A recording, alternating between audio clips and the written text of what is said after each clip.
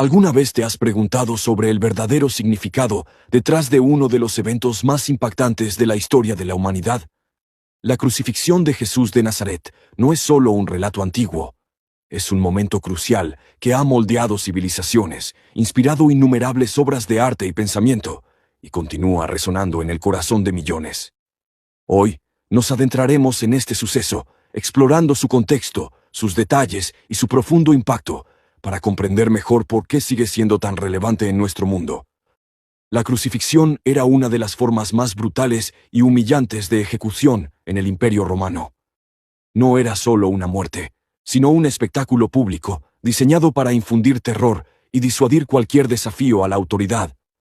Jesús, condenado por Pilato bajo la presión de las multitudes, fue forzado a cargar su propia cruz, o al menos el travesaño horizontal, a través de las calles de Jerusalén. Este camino